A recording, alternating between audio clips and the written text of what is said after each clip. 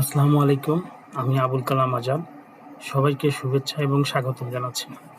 আজকে আমি Microsoft এক্সেলের advance filter নিয়ে আলোচনা করব। অ্যাডভান্স ফিল্টারের কাজ হলো আপনার চাওয়াকে ম্যাজিকের মতো খুঁজে বের করা। যেমন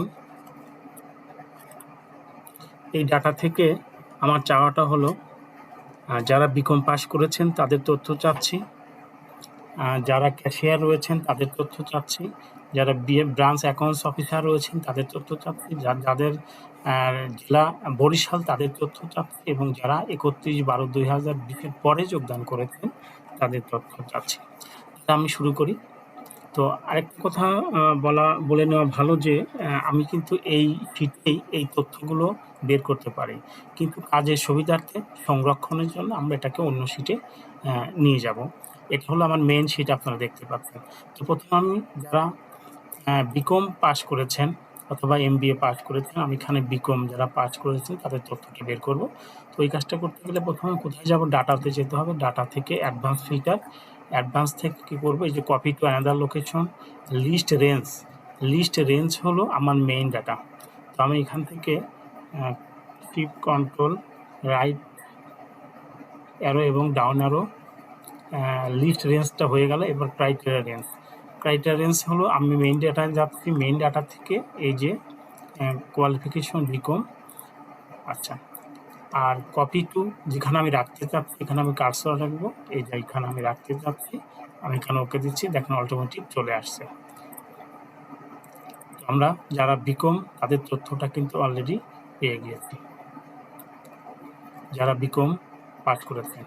এরপর আমরা দেখবো ক্যাশিয়ার তথ্যটা সেম ওয়েতে বের করব। আমরা এখানে যাব, এখানে কার্সরটা রাখবো, যে কোনো একটা জায়গায় কার্সরটা রাখবো।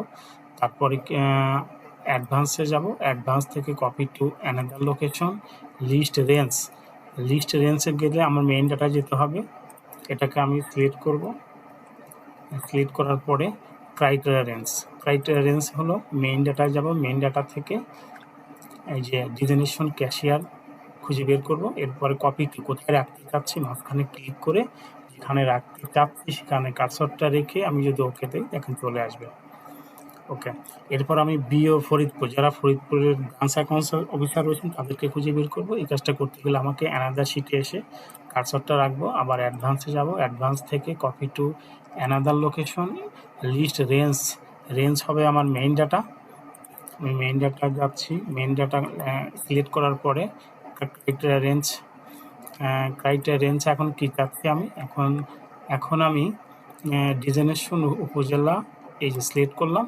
এখন কপি টু কোথায় রাখতে চাচ্ছি, এই যে জায়গাটা নিয়ে আসলো অটো। এখন আমি কি করব, একটা জায়গায় রাখেন, কার্সর ক্লিক করার পর আমি ওকে দিলেই দেখেন চলে আসবে। এরপর আমি ডিস্ট্রিক্ট চাচ্ছি, ডিস্ট্রিক্ট বের করতে গেলে একই নিয়ম, আমি আমার অ্যাডভান্সে যাচ্ছি, অ্যাডভান্স থেকে copy to another location, list range হলো মেইন ডাটা। এখান থেকে আমি একটা সিলেক্ট করব, এটা আমি সিলেক্ট করে দিচ্ছি। এরপরে ক্রাইটেরিয়া রেঞ্জ, এটা মেইন ডাটায় যাচ্ছি, মেইন ডাটা থেকে এই যে ডিস্ট্রিক্ট আমি দিয়ে দিচ্ছি, ডিস্ট্রিক্ট বরিশাল। এরপর কপি কোথায় রাখতে চাচ্ছি আমি এখানে রাখবো। এখন আমি কি করব, ওকেতে দেবো, দেখুন চলে আসছে অলরেডি। বরিশাল ডিস্ট্রিক্টের যারা আছেন তাদেরকে অলরেডি দেখা যাচ্ছে। এরপরে যাব কোথায়, এরপর যাব আফটার জয়নিং, অর্থাৎ একটা নির্দিষ্ট তারিখের পরে ৩১/১২/২০২০ পরে যারা যোগদান করছে তাদের তথ্যটা আমরা এখন পাবো। ওই কাজটা করতে গেলে কি করব, এখানে যাব, এই যে যাওয়ার পর কার্সরটা রেখে অ্যাডভান্সে যাব, অ্যাডভান্স থেকে copy to another location, list range, main data যাব, মেইন ডাটা থেকে এটা আমি সিলেক্ট করব।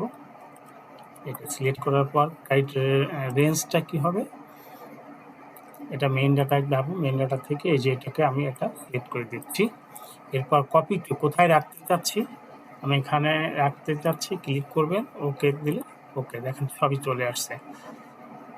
এইভাবে আমরা সকল তথ্য বের করতে পারি। আবার আশা করি বিষয়টা বুঝতে পেরেছেন। এইভাবে কিন্তু আমি খুব দ্রুত এটা দেখিয়ে দিলাম আপনাদেরকে। এবার যদি আরও কোনো ইনফরমেশন থাকে তাহলে আপনি সেটা বের করতে পারবেন।